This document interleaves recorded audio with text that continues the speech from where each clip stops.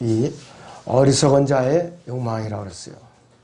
여러분들 세상에 아까 저 말씀을 드렸지만은 이 어리석은 자는 누구냐? 하나님이 없다고 조롱하는 자예요. 하나님이 없다고 조롱하는 자. 자, 그런데 이 잠언 18장 1절 7절은 이 세상의 어리석은 자들이 가장 싫어하는 구절이에요. 특별히 철학자들, 또 지혜를 사랑하는 자들이 아주 가장 싫어하는 구절이 그 중에서도 이 잠언 18장 1절에서 2절 말씀이에요. 왜? 이 말씀이 이들을 가장 아주 굉장히 엄격하게 비판을 하고 있어요. 그렇기 때문에 이 잠언 18장 1절에서 2절은 잠언을 이해한 사람들은요, 알렉산드로 이단들과 배교한 교회 대신에 이 배교한 기독교 대학 교수진들, 평범한 순진한 양들을 물어뜯고 공격을 일삼는 것을 우리가 알 수가 있어요. 자, 그래서 이 잠언 18장 1절 2절은요, 모든 지성인들, 이 땅에 있는 모든 지성인들, 뭐 학자든 헬라 학자든 과학자든 그 다음에 교육가들은 철학가들은 주석가들은 모든 지성인들을 갖다가 양심을 갖다 두드리는 구절이에요. 양심을 갖다 두드리는 구절이에요. 자, 그리고 어떤 사람의 어떤 동기에서 욕망을 갖고 있는가, 그 실체를 뒤에서 폭로시키는 구절이에요. 바로 잠언 18장 1절에서 2절에서 욕망과 관련된 내용들은 어떻게 지적이 되고 있는가. 첫째는 모든 과학적 연구를 가능하게 하는 원천이 어디서 나오냐. 바로 이 잠언 18장 1절에서 나와요. 그리고 욕망은 지성이 아니라 마음에서 나온다. 그러니까 마인드가 아니라 하트, 마음에서 나오고 있다며. 욕망은 기본적으로 자기중심적이에요. 자기중심적. 이기적이고. 또 욕망은 가득 찬 욕망으로 가득 찬 어리석은 사람은 지혜를 구하지 않아요. 지혜를 구하지 않아요. 그 사람은 지혜를 혼잡케 하는 오히려 그런 일만 하는 것이에요. 또 그리고 욕망으로 가득하게 되면은 지혜에 대한 그 사람의 기준이 없어져 버려요. 그러니까 멍청이가 되는 거예요, 한마디로. 영국의 여왕 중에 피에 메리라는 사람이 있어요. 1554년 때 그 사람은 자기가 구원이 확신이 없었기 때문에 구원이 확신이 있다고 고백하는 신실한 그리스도인들을 갖다 잡아서 죽였어요. 또 화형을 시켰어요. 그 사람들만 붙들어서 얘기만 들어보면 자기는 구원의 확신이 있고 그러면서 지옥에 대한 메시지를 부지런히 전하면서 자기를 갖다 자꾸 두려움에 떨게 하니까 이 사람들 죽인 거예요. 왜? 박해 컴플렉스가 자기한테 있는 거예요. 자기가 주님을 믿으면 될걸. 그거를 갖다가 겁을 내가지고 그 사람들을 잡아 죽인 거예요. 별별 사람이 다 있어요. 그리고 미국의 루즈벨트 대통령 부인이셨어요. 미세스 루즈벨트. AD 1933년 세계 1차 대전 이제 그때 주역이죠. 이 사람은 평생 동안 사회주의자, 공산주의자를 후원했어요. 공산주의자. 그리고 미국이 2차 대전 때 가장 잘못한 게 뭐냐? 러시아를 후원한 거예요. 러시아를. 독일을 방어하기 위해서 러시아를 갖다가 전쟁 물자를 물밀듯이 대줬다고요. 그리고 또 이제 일본을 견제하기 위해서 러시아를 우리나라에다 괜히 끌어들인 거예요. 한반도에다. 그래서 러시아는 힘안 들이고 그냥 주워 가진 거예요. 한반도 이보고 주워 가진 거라고요. 어리석은 자가 이렇게 만들어 놓은 거예요. 그리고 지금까지 이렇게 반으로 딱 갈라가지고서 이렇게 하고 있어요. 이 대부분의 감리교인들은요, 하나님의 아버지 대신 인류의 형제됨이라는 이교도적인 개념을 받아들여 가지고서 그리스도인들이 보기에는 어떤 보기에는 편협하게 보이거든요. 하나님만이 오르신 분이고 구원받은 사람만이 하나님의 아들들이라고 주장을 하니까 이것들 안 되겠다. 이것도 박해해야지. 그러면서도 뭔가 자기들은 불안한 거예요. 이것들 뭐가 속에 있긴 있는데 그들을 믿는 거를 내가 받아들이지 않으니 괴롭고, 받아들이지 않고 그 말을 듣고 있자니 또 두렵고, 그러니까 이제 죽인 거예요. 이래서 죽이고 저래서 죽이고 그랬던 것이. 성경을 변개시키는 자들은요, 자, 어떻게 하나 책을 팔기 위해서, 책장 사기 위해서 번역하는 사람도 있어요. 그 다음에 또 어떻게 하면 왕국이 인간적인 방법으로 도래할 수 있는가, 이런 관점에 맞춰서 번역도 하고, 또 어떻게든지 끊임없이 사람들을 갖다가 자기 영향 아래 가둬놓을까, 자기 교리 안에 가둬놓을까, 이런 불순한 의도로 이렇게 번역을 해놓는 것이. 이들은 이것은 알았어요. 성경에 끊임없이 하나님을 거부하는 인간을 공격하고 있다. 이거는 알았어요. 그러니까 성경에 대한 두려움이 있고 박해 컴플렉스 있는 거예요. 그러면서 자기는 믿기는 싫고 하나님 앞에 묻기는 싫은 그런 역설적인 이런 교훈이 되어버린 것이에요.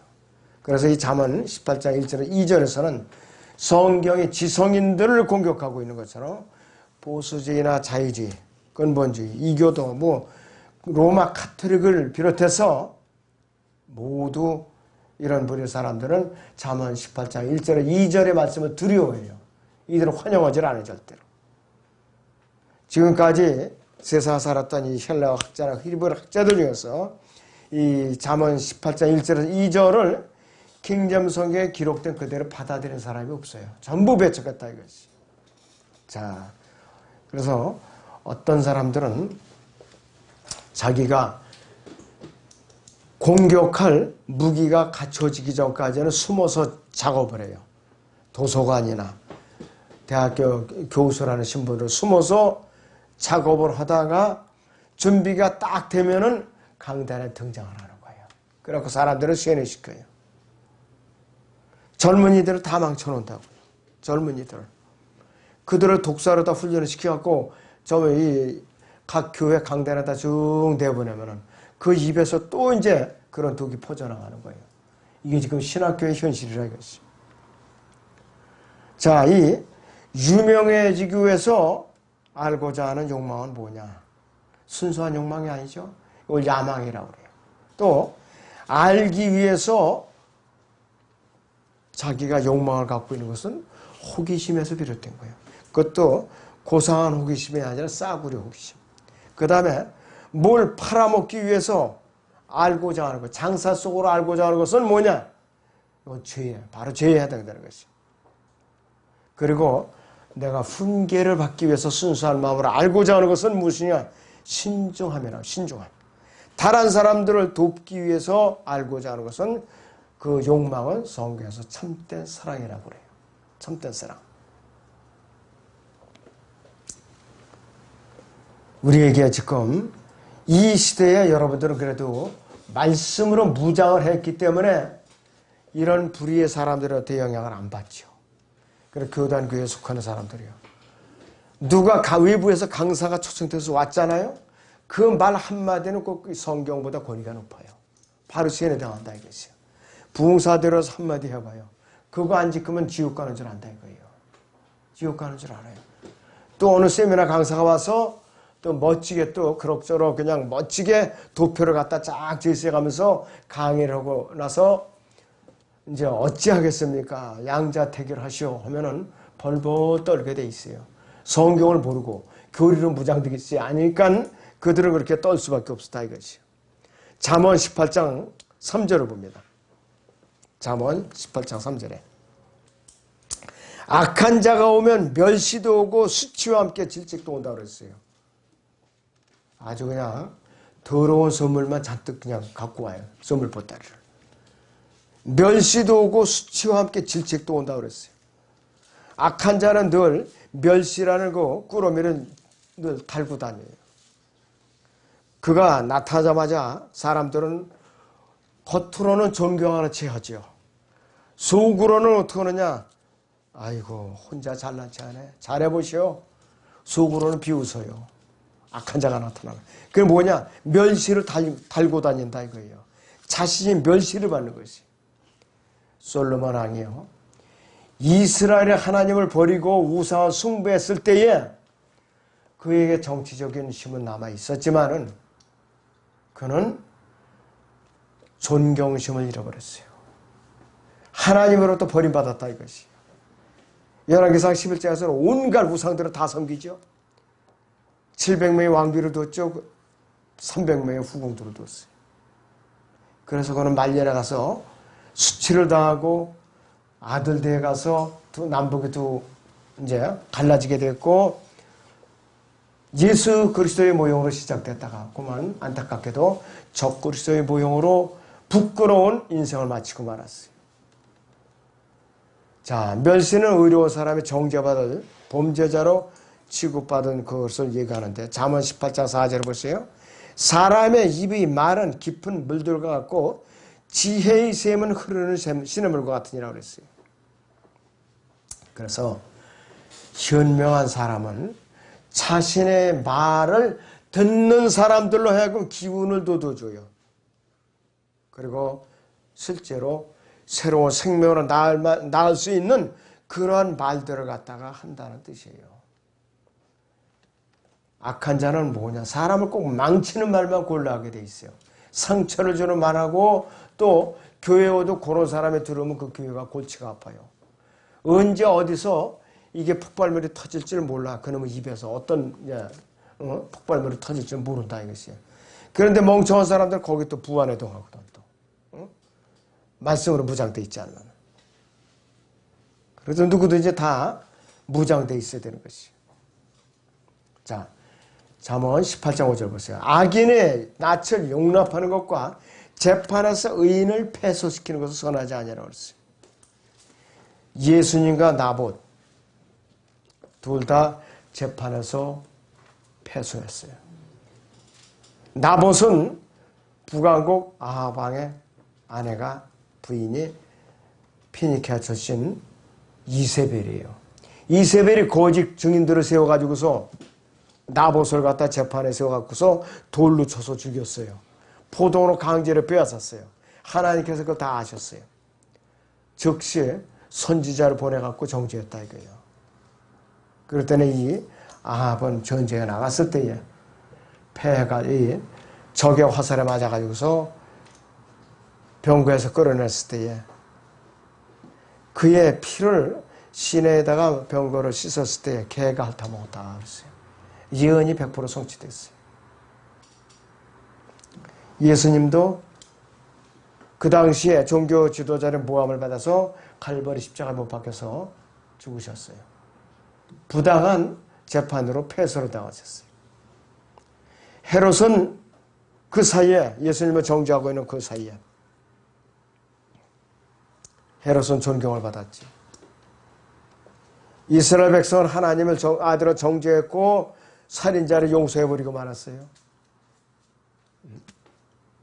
그 결과가 이스라엘이 지금 이렇게 전 세계라는 무덤에 갇혀 있는 거예요. 지금 무덤에. 자, 잠언 18장 6절에서 2절을 보시오. 어리석은 자의 입술은 다툼을 일으키고 그 입은 매를 불러들이느니라. 어리석은 자의 입은 그의 멸망에 그 입은 그의 혼에 돋치니라. 아주 좋은 단어만 여기 골라있네 보니까. 어리석은 자에게 닥치는 재앙의 순서가 첫째는 자기가 먼저 시비를 걸어서 다툼을 일으켜요. 어디든지 어디 갔어든지. 그 다음에 그의 멸망을 자초하죠. 매를 갖다 불러들이죠. 그 다음에 그 혼이 덧쳐져 드려요. 어리석은 자의 입술은요. 논쟁이 없는 곳에 가서도 논쟁을 만들어내는 사람이에요. 어리석은 사람의 그것이.